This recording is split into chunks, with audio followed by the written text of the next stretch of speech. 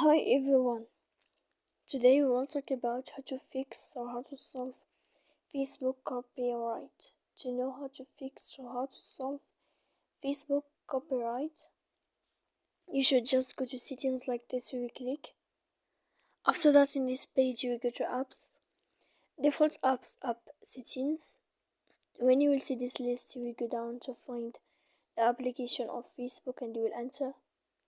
Then here in this page, you will go to click force stop. When you will end this, you will enter to storage. After that, we click clear cache. Then we go to click clear data. And when you will end all this stuff as you see here, you can turn off your Wi-Fi.